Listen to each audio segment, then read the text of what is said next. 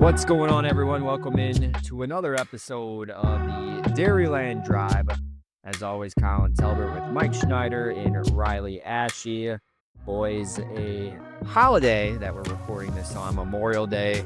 I'm hoping you both had the work day off, or at least a majority of it for the extended weekend. But how was your holiday weekend? A little bit time to relax and somewhat decent weather outside. Yeah, been good. Long weekend, pretty low key for me. So just enjoying a nice extended weekend. Yep, got in the boat, got my tan on, didn't get fried, so that's a plus. Got a tan with some tattoos. Nice. That's how you start the summer right there. And Mike was talking about before we got on. So we get to the 30s, and Riley can relate to this too. Probably maybe not because he's kind of a workout freak, I think. Just get tired a lot easier, don't you, Mike? Just for like no reasons at all. Get to a certain point of the day where you just hit a wall and boom, you're done. And just can't Thirties, excuse man, catches up to you fast. the 30 train. All right. Well, today for this episode, we're going to move to the other side of the ball. We've been talking defense the last few weeks. We're going to talk a little offense of the Packers on paper going into this upcoming season. We're going to start at the most expensive in the league, probably overall in Packers roster. That is the quarterback position. We're going to talk a little starter, a little backup, the room in general, might even zoom out a little bit and look maybe at the division as a whole before getting into, I think, is going to be a very interesting final drive where we're each going to build our ultimate quarterback. We have 5 traits that we have listed that we all agreed upon, and you can only pick one quarterback per trait and can't repeat them. So very interested to see how everyone's ultimate quarterback goes. But before we get to that, let's start with the Packers quarterback, the rich Packers quarterback who just got paid in 2024, 4-year, $220 million extension. Just looking at his, I guess, first 2 years as a starter, I know a lot of people are going to go back to 2023 and that last stretch of the season where he was lights out. Very good. Going in the playoffs, played really good against the Cowboys there at Lambeau Field South and got that upset victory.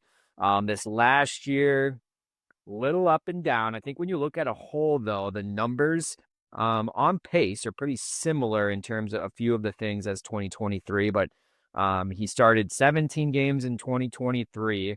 That was a full season, his first full season. 4,100 yards, just over that, 32 touchdowns, 11 picks, had a 96.1 QBR rating. And he fouls it up last year in 2024. Again, he missed those 2 games where Malik Willis came in against was at the Colts and the Titans. So he started 15 games in the regular season. Completion percentage was a little bit down, just above 63. 3,389 yards, 25 touchdowns, 11 interceptions, and a little higher passer rating, 96.7. So going from 2023 to 2024, completion percentage went down a little bit, yards went down a little bit, touchdowns went down a little bit, turnovers stayed the same. But remember, the sample size is 2 less games in the regular season from 2023 to 2024. So as a Packers fan, we'll just start very general. How would you evaluate our franchise quarterback right now, Jordan Love, in his first 2 years as a starter, just looking at it as a whole? Average, satisfied, impressed, disappointed? Is there any word or any couple words that you could maybe summarize maybe these first 32-ish games as a starter in the regular season? I know we had a few the year of Aaron Rodgers, but we'll just say these past 2 years. Or how would you kind of describe your feelings of Jordan Love as a starter? I would say it's been up and down, inconsistent. Overall, probably slightly above average, just looking compared to the rest of the league.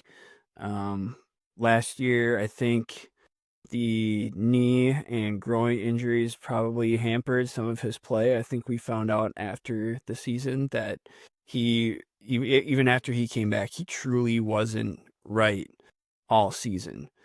Now, that being said, if you're out on the field, you're expected to perform. Injury is not an excuse for your performance. If you're out there, you're expected to play up to your best. And I think for the most part last year, I think there's like a 5-game stretch where he looked pretty solid. Otherwise, I don't know. I think we could have hoped for more from him last year, especially probably mobility wise. I know the receivers certainly didn't help. I think so. A couple things I wrote down here were that there were 30 drops last year from the receivers, a 7.3% drop percentage. I think you'd probably like that to be cut in half. Probably at least if you're, yeah, yeah. And then another stat I found was he had 75 bad throws. That's for an 18.2% bad throw percentage. So that's the percentage of your throws that so that's the percentage of your throws per attempt, and that excludes spikes and throwaways. So that's 1/5 of his throws last year were considered bad throws. Again, you probably want to cut that at least in half, if not more. So I think going into year 3 here, expecting him to be healthy, I think there needs to be a big step taken here from Jordan this next year. Yeah, I think I'd stay in the average category as well. It's also to me like kind of incomplete because, like Mike said, the energy or injuries last year, and it's like what I don't know what LaFleur's doing from his first season as a starter to last season. You could clearly tell that it was not the same offensive setup or style. His run from 2 years ago when they beat the shit out of the Cowboys, it was all play action stuff. And then last year, I know he was hurt, but like coming out week 1 against the Eagles, like he played fine, but you did not see any of that play action stuff, even when he was healthy in that little 3/4 of a game that we did. So I don't know. I think he's a play action type of quarterback with his mobility and how strong his arm is. He can make those passes. Um, I also think, like we've talked about, the defense hopefully continuing to improve next year. They're not going to be playing from behind. A lot of his interceptions, like against the Lions and the Vikings both times last year, they got up on him 3 scores and he's just pressing. And you could tell he's not comfortable playing that way. He's not a comeback type guy like that. So yeah, I think it's incomplete. I'll be interested to see what the offense is this year. They go back to that true play action West Coast type of stuff, or if they's gonna, I mean, maybe he can be a pocket passer like that, but me, in the small sample size we do have, they need to get back to rolling him out, play action, and lean on Josh Jacobs like they probably will, but then actually do those things that he excelled at a couple of years ago.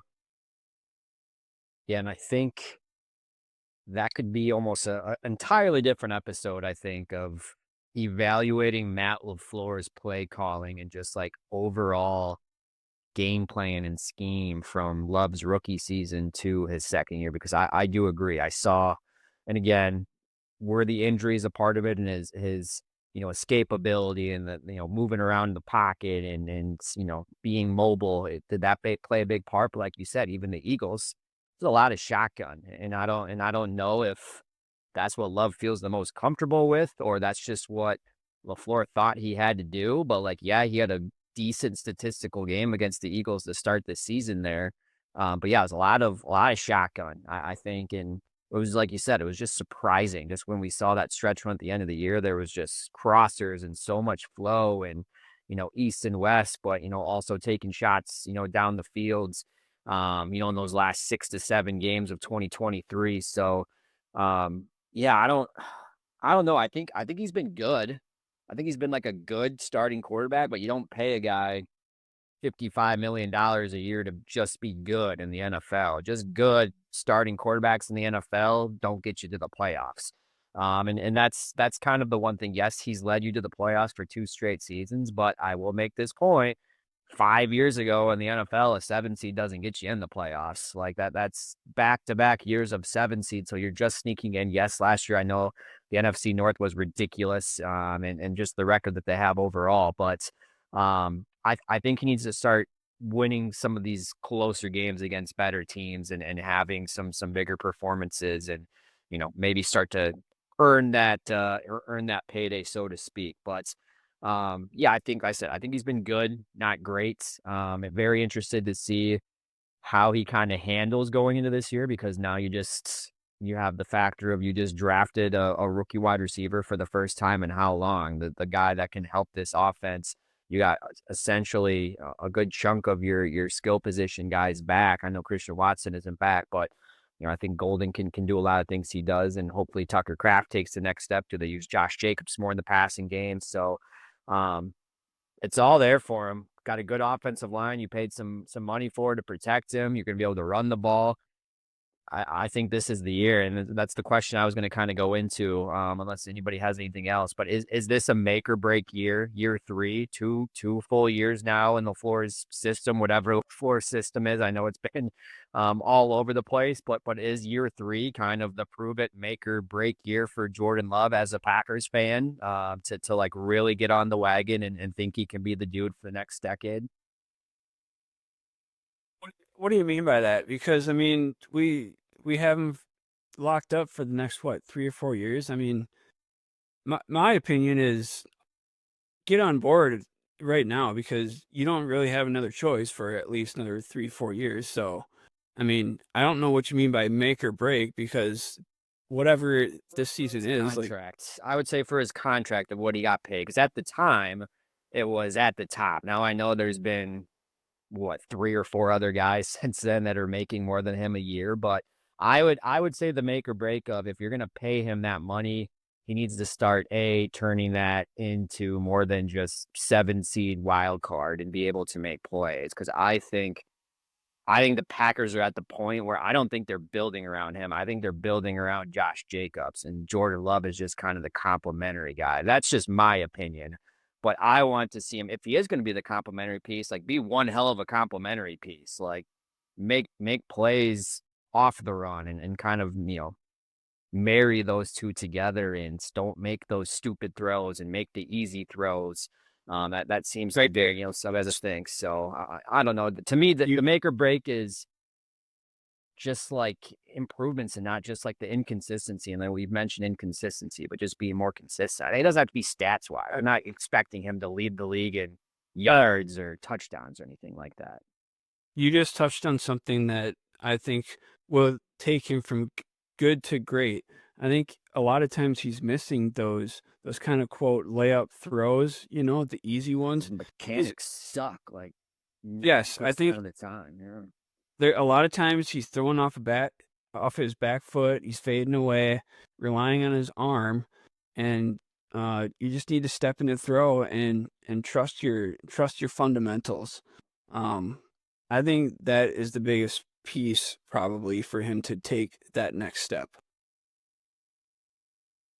Yeah, I think I would actually lead into the make or break. I think obviously as a Packers like front office or team, like no, it's not. He's under contract. It is what it is. But as a Packers fan, if he is average like he has been, oh yeah, Packers fans are going to be out on him after this year.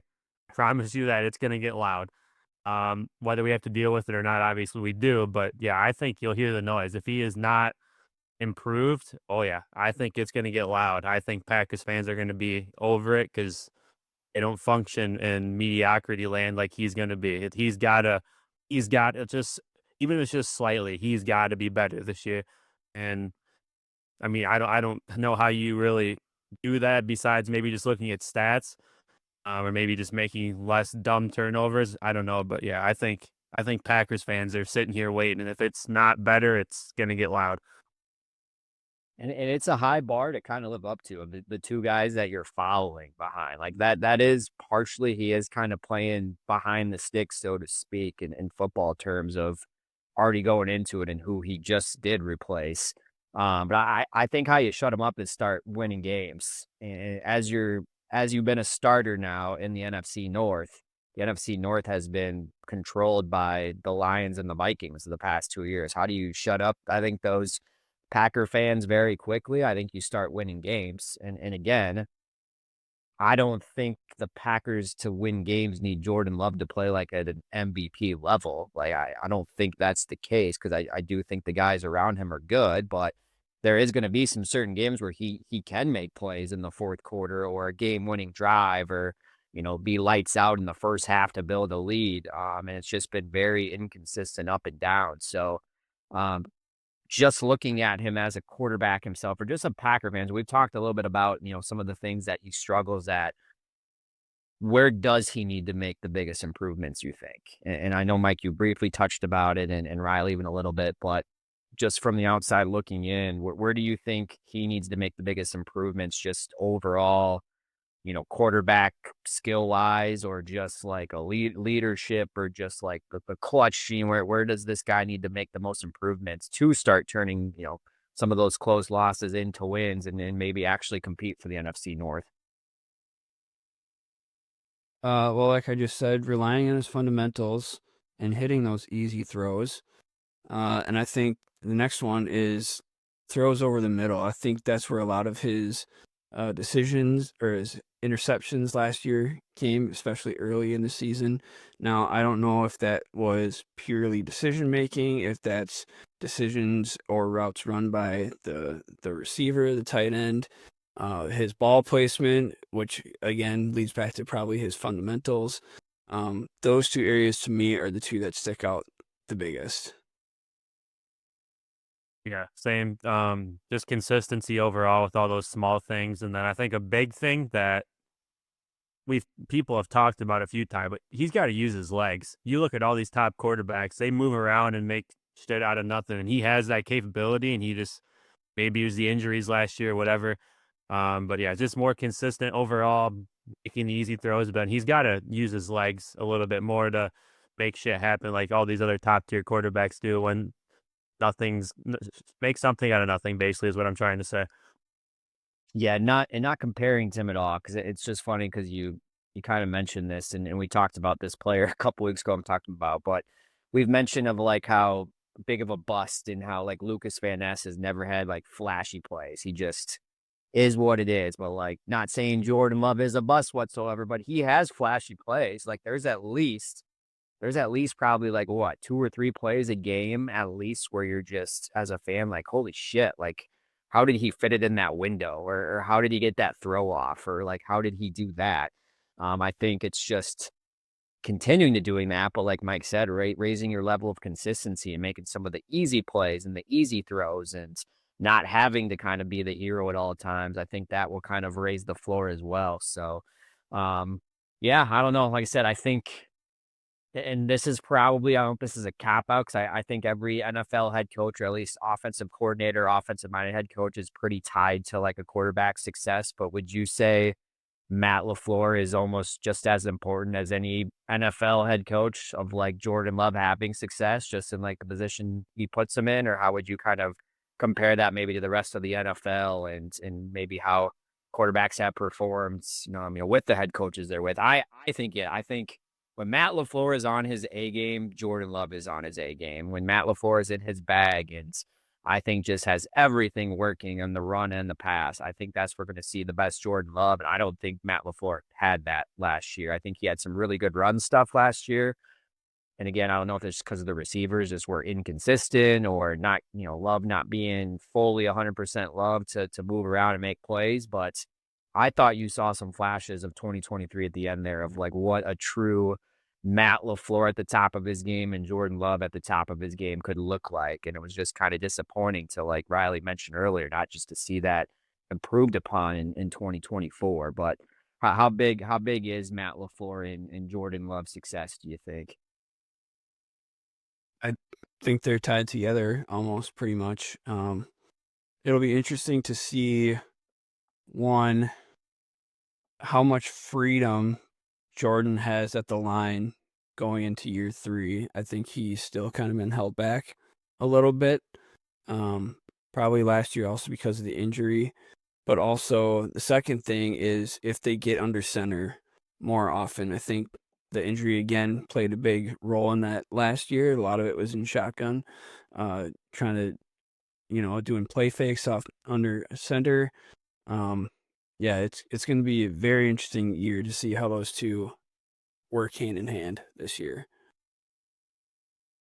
Yeah, I think the biggest thing they're tied hand in hand, obviously. I think the biggest thing is in-game adjustments, and I don't know if this is LaFleur or it's Jordan Love, but when the game plan does not go like they want, the offense is just dead for the entire game. At least last season it was. When the game plan's on, like Colin said, obviously, like, yeah, LaFleur's in his bag and whatever, game plan's going, whatever. But if something goes wrong and they have to adjust, I don't know who's to blame, and we're obviously never going to know. We're not in those meetings, but either LaFleur or Love has to be better being able to change on the fly. Maybe they're holding him back, holding Love back, and that's what the thing is. Or maybe Love just, he's obviously super game plan is in, he gets it, he knows what he's doing, but if they have to adjust, maybe he can't do it. I don't know. We're gonna have to find that out. But yeah, I think I would probably tend to lean more towards Love's got to be better at in-game adjustments, and whether he has the capability to change it at the line or not, that's what needs to happen. Because yeah, when stuff did not go well last year, it just the entire game was done offensively, and you could tell very, very early on. Yeah, it's easy. It's easy when you sprint out to a 2-3 score lead right away, and everything's just clicking. But when Dan Campbell and the Lions come in and just absolutely sucker punch you right in the face 2 or 3 times in a row, how are you going to respond to that? Like Riley said, how are you going to adjust to that on the fly? Yeah. Because the Lions are going to do that. Yeah. No, I agree. I feel like too, you need to get him in a rhythm and get some confidence early. Because I feel like when he's making those easy throws, and moving the chains a little bit in those first couple drives, I think that's when Jordan Love is at his best, when he does get in a rhythm and he has controlled the game. Like you mentioned, I think we saw that so many times where not even Love, just the Packers as a whole just got punched in the mouth and they just roll over and don't get up, or they don't adjust, or they don't figure out how to punch back. And that's kind of what Riley alluded to as well. So he needs a little like FU mentality a little bit. I think it's in there. I think we just kind of need to get out of him a little bit. I would love a Jordan Love, like Riley mentioned before, extending plays, making crazy like plays, doing a little shit talking to defensive linemen or DBs and things like that. I think we need a little edge on that offense, and um, no one better than the dude that you're paying $55 million to. So real quick, just curious about this. I just thought about this as well because I know this is kind of a topic. If you, in an alternative universe, were an NFL starting quarterback, would you rather have a true number one guy, receiver or target, who is just Mr. Go-To, a Justin Jefferson, Jamar Chase, Devontae Adams in his prime? Or would you rather have a variety of options that are maybe just all, good, have their own roles, can, fit within the offense, within the scheme? What do you think is, I don't want to say easier, but if you were just in a quarterback's shoes or in a head coach's shoes, what would you rather have if you were calling the plays or the one getting the plays, called for? Me, this is very easy, and it pisses me off when everybody on TV says, "Oh, the Packers, you just never know." That makes it fucking harder. If you have a number one guy, you know who's getting doubled. You can tell what coverage they're in, and if he is on one-on-one, you can rely on him. I do not get why people act like not having a true number one's like better. The dumbest thing I've ever heard. If you don't have a true number one, teams can disguise and do anything because it doesn't matter who they cover. If you have Justin Jefferson, you know there's going to be two motherfuckers out there on him. They're not going to play zone because he's going to pick it apart. Like it's so much more simple if you have that fucking dude. Like whether you throw it to him or not, you know the other side's one on one or the tight end's one on one. When you have a bunch of guys that they don't care about, the defense can get so exotic and you have no idea what's going to happen. It's so much harder on Jordan Love right now than it is on JJ McCarthy this year. So much harder. That's interesting. I haven't thought of it that way. So right, I appreciate your perspective on that. You probably convinced me to go that way. So It's almost, does that kind of just show you how much of a genius Kevin O'Connell is, though? Of they when you play the Vikings, you know who's going to get the ball, but he still gets 8 to 10 catches a game somehow, and seems like over 100 yards and a touchdown. Like I think yes, a lot of that is Justin Jefferson is a freak, but like Kevin O'Connell is very good at moving him around. And yes, they do have other weapons as well to like help out, but I do agree. Yeah. It's look back at when LaFleur had Devontae though. It's if you know, like, it doesn't matter if they're doubled. If you know exactly, and that's when he can get in his bag and game Right. plan and like because if you roll up with a number one receiver, like the pass defensive game plan is going to be very simple. It is what it is. Like you can't do that much. So whether they're getting doubled or not, it's just so easy for an offensive minded guy like LaFleur. Just like, all right, this is exactly what they're going to do. It does not matter. So here we go. And a couple of those big playoff losses in the Rodgers era were because it was so one-dimensional on offense. I mean, I can think of 2 losses I'm not gonna bring up right off the top of my head where the offense just couldn't do anything, because the defense, like you mentioned, knew where the ball was trying to go to or Rodgers trying to throw to. But all right, let's bring him up. Nope, not gonna own it up. What I know one was one of the last.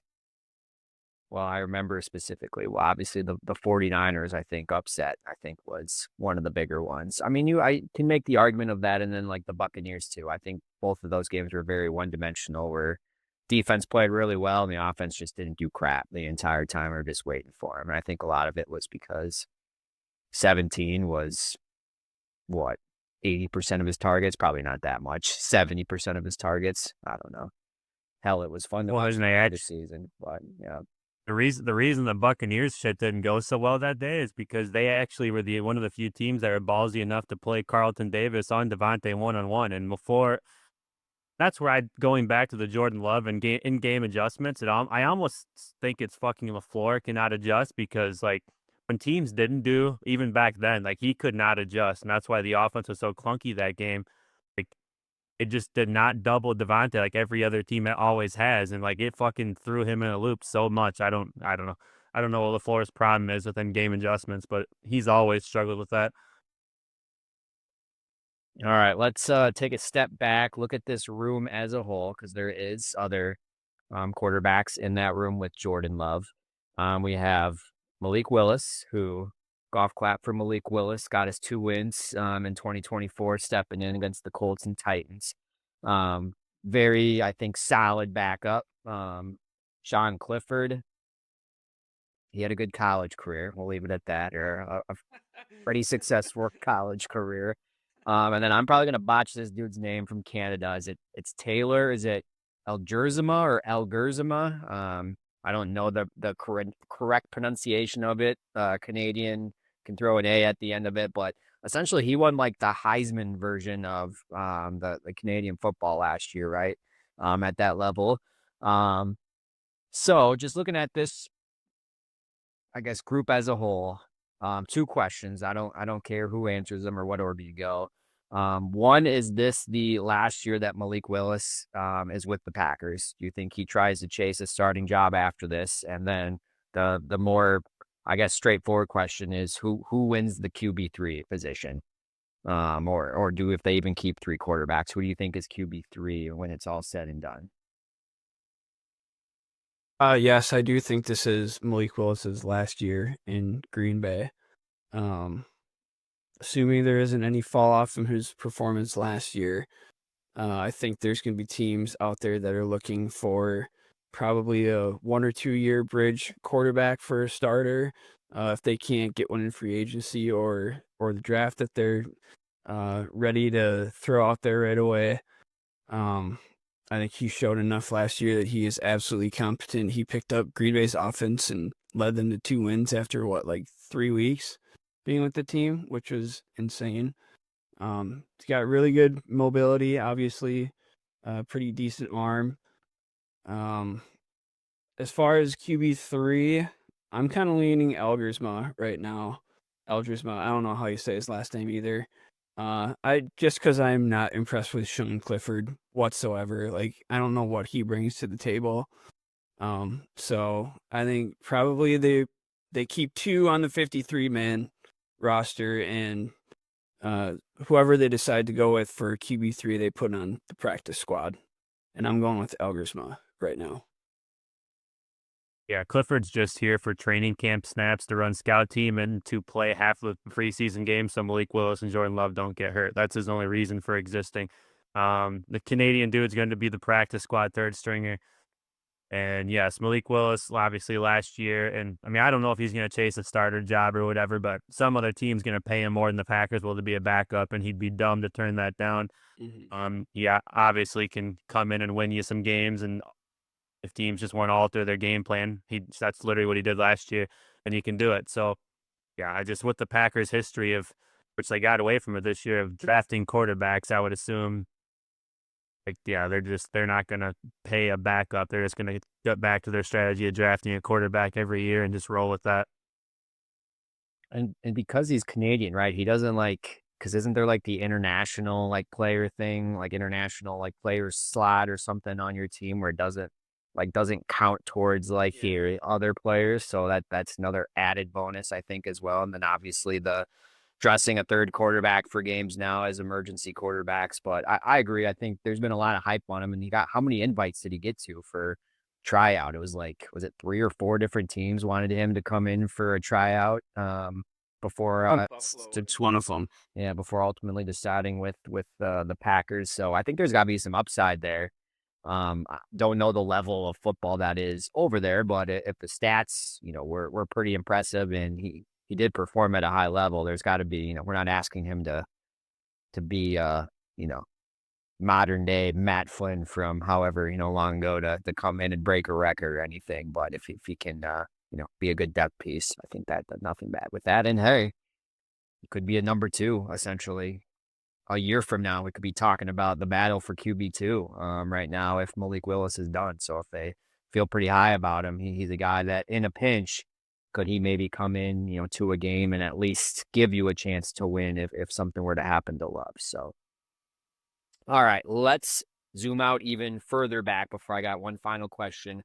Now on paper, the 4 starting quarterbacks in the NFC North going into 2025, Jared Goff, Jordan Love, Caleb Williams, and then presumably JJ McCarthy. How would you rank them 1 through 4 on paper from what you've seen right now? 1 being the best, 4 being the worst for NFC North quarterback rankings. I would go. I'm gonna start from the bottom up. I'm gonna put JJ at 4, just because we have no idea what he is. Yeah. Yeah. I'm gonna put Caleb at 3. Again, 1 year, offensive line was pretty shaky. New coach this year. We'll see what he can do. See if he can kind of rein in some of those mistakes and sacks. I'm gonna put Jordan Love at 2. I'm gonna put Jared Goff at 1. I think he's pretty much established himself as one of, if not one of the best QBs in the NFC at this point. Yeah, exact same. Not much to argue there. That's the exact same order I would go. I hate doing it, but yeah, I think I agree. I hate putting Goff at number 1, but I think he's proved Yeah. himself, and I mean, he was a former number 1 overall pick. I remember the hype of Hard Knocks when he was with the Rams that season of just everything about him, and he was kind of a laughing stock there for a second, then got new life in that trade to go to Lions, and he's just been awesome. I know he's had some questionable stuff with some big games and performing, but he's definitely, I think, over exceeded expectations, I think, of what maybe the Lions they thought he was just gonna be a bridge gap guy, I think, until they could potentially draft someone, and now he's one of the higher paid quarterbacks in the NFL. Yeah. And it is so maddening because he is so immobile too, but he's just an absolute surgeon back there in the pocket. And credit to Lions for building the team and the line around him to allow him to do what he does best. We're gonna have a ton of pressure on the shoulders now with no Ben Johnson of how good is Jared Goff or the new offensive coordinator coming in. So that'll be very intriguing. Same thing with Caleb Williams is you got one of the best offensive minds in football potentially, or young offensive minds in football. Like time to show out a little bit. So I think it's going to be very interesting. I think there's a lot of questions about those quarterbacks, all 4 of them going into this season. Um, back to our quarterback, the Packers quarterback, Jordan Love, a $55 million a year guy. Stat predictions for 2025. Completion percentage, yards, touchdowns, interceptions.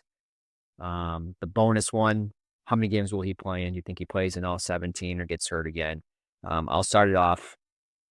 I think he's going to play in all 17. I think his completion percentage is finally going to be up a little bit because I think they're going to run the ball a little bit more, hopefully successfully. And hopefully he's going to make a lot more easier throws. I think he's going to be around the 65% range, which isn't a huge jump, but when you just look at overall attempts in a season, I think it is. I think he's going to be just under his 2023. I think he's going to be just over 4,000 yards. I put 4,100. I think that's pretty generous, so I'm going to give it to him.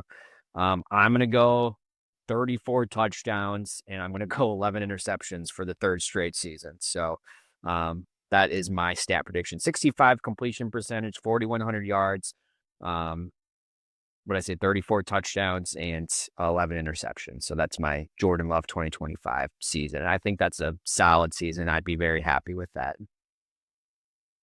All right, I got really specific with my numbers. I went 65.1% completion percentage. One above me. Okay. Love it. Yeah, yep. 4,369 yards. Okay. So career high. Yep. 35 touchdowns and 13 picks. Playing in all 17 games. Okay. I think he's just always going to be a guy that's double-digit interceptions. That's just kind of his MO, I think. He's kind of a risk. Yeah. All right. I am going to, so in all of these, I'm going to say your career highs and or lows and interceptions, career. He's going to have a career year. No, I'm not going to say it's going to be out of this park, but I think with the guys he has around him, I think LaFleur follows the eagle and goes back to realizing just do fucking play action because that's what he is best at. I had 66% completion percentage because I think it's going to be play action. I had 4,500 yards. And that is solely because of all these fucking crossers and Tucker Kraft and all these receivers they have. I think his receivers yak is going to be insane this year. Going to get those guys in space running across the field, and they are fast. The two rookies, Jaden Reed, Wicks is even good with the ball in his hands. I don't know. I think they're going to start phasing out Dobbs. I think this is his last year. I had 34 touchdowns, so not crazy, but it is higher. And I'm going down to 8 interceptions because I think, like I said before, I think he was when they were trailing when the Vikings jumped on him, the Lions jumped on him. He was pressing. I'm saying that this defense is going to not allow it to happen this year, and he's not going to have to do as many moments like that where he's pressing. So interceptions down to 8. Okay. So all think he's going to have a pretty good season, I think is the overall consensus. So I think that's hard to argue of the guys he has around him, a good offensive line in year 3 with Matt LaFleur, full year 3 with Matt LaFleur now. So okay, anything else before we get into the final drive? Any closing thoughts? Are we all good? All right, all good. Well, we're going to stay in the quarterback theme for final drive this week.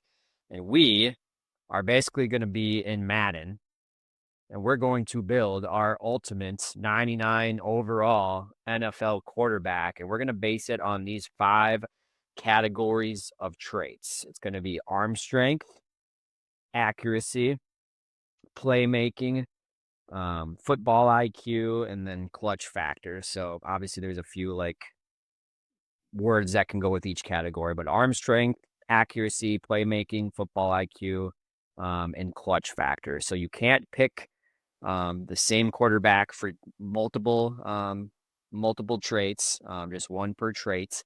And it's got to be active quarterbacks. Doesn't have to be starting. If you want to really roll the dice and get someone that's been on the bench, a backup, you can do that. But it's got to be all active quarterbacks in the NFL. So, all right, I will get the party started here. And this was I don't know. I went back and forth on this one as well, but I'm gonna go arm strength. I think this one's gonna be pretty simple of how I decided it, just because I do think he has the strongest current arm in football. That's Josh Allen. So I'm going to go my arm strength. Give me the right arm of Josh Allen. Um, the dude's just got a laser. He can fit it in tight windows. He can throw the deep ball. That's always been one of his bigger traits since he was back in his Wyoming days. So Josh Allen is going to be my arm strength. Accuracy. I also put ball placement in there because I think he's the best in the NFL in this. I think he has the best mechanics. I think that's Joe Burrow. I love watching Joe Burrow throw the football.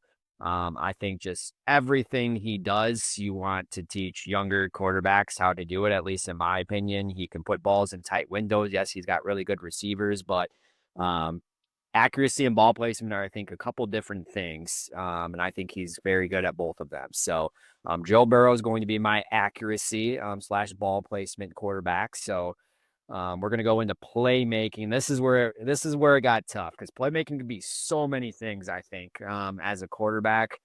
I wanted to go one other guy, but I saved him later on. So I'm just going to go Lamar Jackson here solely because of his legs and kind of extending the plays and getting outside the pocket. I do think Lamar Jackson doesn't get the love he deserves of his arm and actually being a quarterback because a lot of teams prepare for him just running all over the field. But playmaking, I'm going to go Lamar Jackson with that. Football IQ, Matthew Stafford. Old Matthew Stafford, though, what is he, 37, 38 years old? The dude, Mike said this earlier with Goff. I think Matthew Stafford is also surgical in the offense. Like year after year, it's like he knows exactly what you're going to do on defense every single play. Very, very, very smart with the football, knows where it needs to go, the timing of it.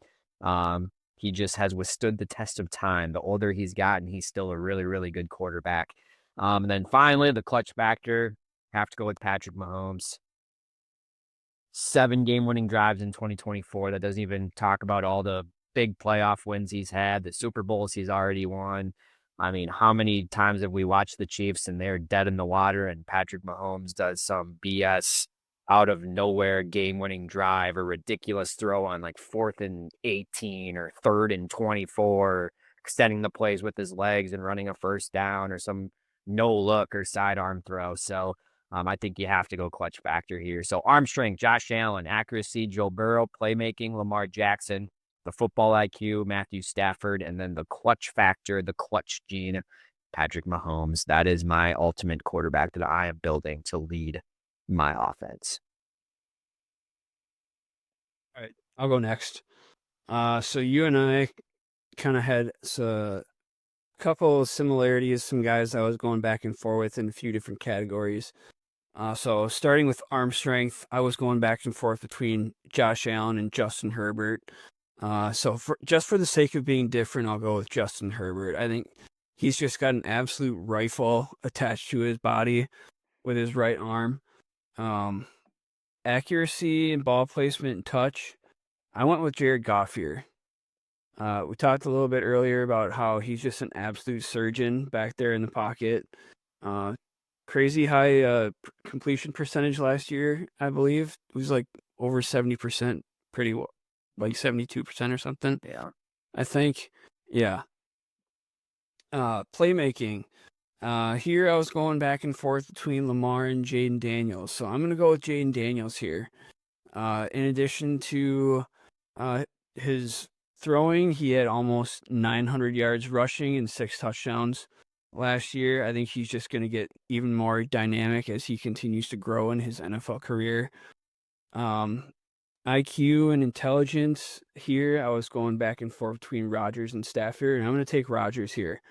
If you ever listen to him just talk football, man, it's something to listen to. Like, I could listen to him talk football all day long. And then clutch factor, I mean, I'm right with you here, Colin. You pretty much said it all here, Patrick Mahomes. I don't know what else I can add in terms of clutch factor for Patrick Mahomes. All right. So I think my first one is going to surprise you guys. I'm going to have the first backup make the list, but like he went viral the last couple of years, and that's Bazooka Joe Milton, arm strength. Like what he fucking throws the football 90 yards. I'm sorry. Arm strength, give me Joe Milton. All right, accuracy, I'm gonna side with Colin here. I'm gonna go Joey B. Teams play a lot of man against the Bengals. They can't run the ball, so they can do that, and he throws those two stud receivers open more than they get open themselves. So that is more ball placement and accuracy, but I do think obviously he does have a lot of touch and accuracy. My playmaking, I'm going with Josh Allen. I think he's the best mobile quarterback in the NFL. I think he does less dumb shit than Lamar does. I could have went Jaden Daniels. It was between Jaden Daniels and Josh Allen, but I just think Josh Allen, when he's on the move, he's unstoppable. Like just making anything happen or making something out of nothing. He just does it the best. I think better than those two even. IQ, I'm going to side with Mike here. I went Aaron Rodgers. He's seen it all. He's obviously a super intelligent weirdo. However you view him, like he doesn't throw interceptions, and that's because he knows exactly what the other team's going to do, what the defense is going to do. So yeah, whatever you think of him, he just his brain wise, he's got it when it comes to football. And then yeah, 3 for 3 clutch factor. It's got to be Patty Mahomes. There's nobody else. I mean, you could maybe Josh Allen, I guess you could argue, but I'm gonna go Patrick Mahomes. So yeah, Joe Milton with the arm, accuracy of Joe Burrow, playmaking of Josh Allen, Aaron Rodgers IQ with Patty Mahomes clutch factor. What was the toughest category for you guys to pick from? And I might have an idea. Mine was the playmaking, because like to me you can like playmaking is so broad of like what playmaking, because you could say like Patrick Mahomes, like some of the plays that he makes extending the pocket and some of the throws he makes. You mentioned Josh Allen. He was one of the ones I had as well. Lamar Jackson running all over the place. And yes, it is stupid sometimes, but more times than not, it's like, holy cow, how did he do that? To me, playmaking was tough, because then you also had to think of the other categories as well. But I don't know what you guys thought was the toughest one to pick from.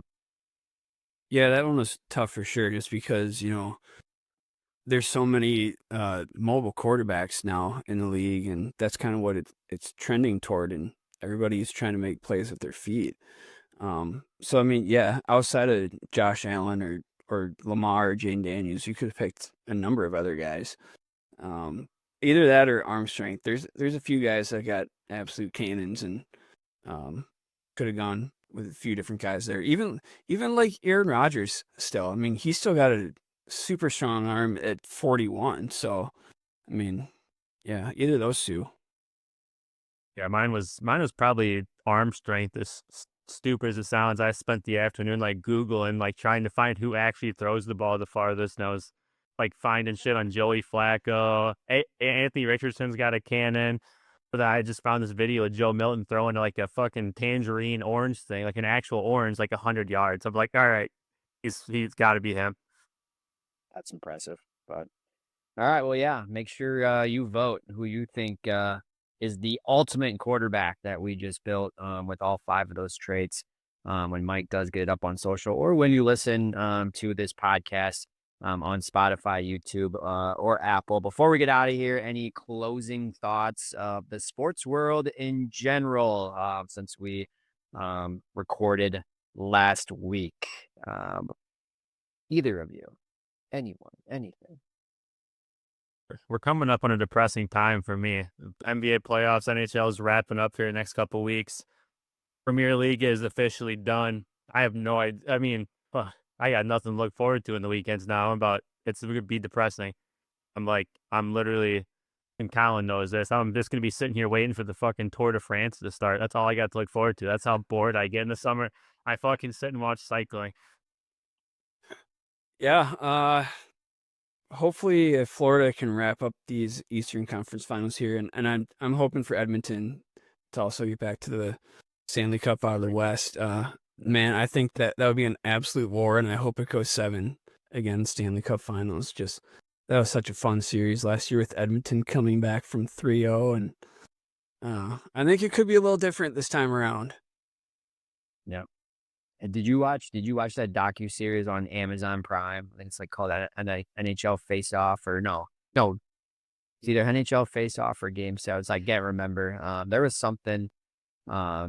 No, it might have been like Game 7s. It was like a docu-series about like historic Game 7s in the sport. And I think Oilers and Panthers were on there last year, and kind of just followed both teams and whatnot. It was very interesting. I would highly recommend to watch. I think it's either that or it might just be NHL Face Off. But real quick, Mike, thoughts on Riley picking to watch the Tour de France over any golf? Surprising or like a slap in the face to golf, or like what do you think about that? Each their own, man. Teach their own. I don't understand it, but teach their own. All right, and then yeah, how about NBA? Just something about the Pacers. I don't know what it is about them. They should have freaking won last night. I don't know how they blew a 20-point lead. I think the Thunder and Pacers could be a very fun series if it comes down to that. But I don't know what's gonna happen. But Why won't this fucking Timberwolves coach play Terrence Shea anymore? He's got 5 minutes tonight and has 7 points. He's like their second leading scorer, and he just fucking won't put him in. After the last game, he obviously went. He's him and Anthony or him and Josh or what the hell is his name? Jade McDaniels are the only two on the Wolves scoring right now. He will not fucking play him. It's pissing me off. I don't get it either. That was like the battle during the regular season. They sent him down into the G League and all that. Like I think he's a pretty solid role guy to bring off the bench. I mean, the dude's 27 or 26, 27 years old, however he is. Like it's a little battle tested. Yeah, I don't get it. But hey, the T-Wolves. I hate Minnesota sports in general. So I love Terrence Shannon Jr., but you landed on the T-Wolves, man. Gotta kind of have to cheer against you. But, Cheering for the T-Wolves to win just because I love Anthony Edwards. I can't stand I don't want Jalen Brunson or SGA from OKC anywhere near the final. Like he's Canadian. Is that why? No, I hate their play. No, I hate their play style. Both of them. You don't want to see a million fucking free throws per game in the finals. God, I can't stand the way those two play. Give me Indiana and Minnesota. And I'm not even watching that much NBA playoffs, but I can't stand how Brunson and SGA play. All right. Well, we'll see. We'll see what happens by this time next week. We might have an idea of, or we'll know who's going to the finals for each, or already in the finals for the NHL and NBA. But yeah, make sure to continue to share us, like us, comment on how we're doing on however you listen to your podcast, Spotify, Apple, or watch us on YouTube. We got video going up every week as well. Follow us on socials. Share us on socials on X, Facebook. But once again, thanks for joining us on the Dairyland Drive. Fun as always. We'll be back next week to continue talking more offense as we get closer to training camp, which Riley, we will get there. I promise. We will make it through these tough June and early July little drought here of sports and get to training camp there. But as always, Colin Talbert, Mike Schneider, Riley Ashe, thanks for listening. We'll see you next episode. Have a good rest of your day. Love you guys.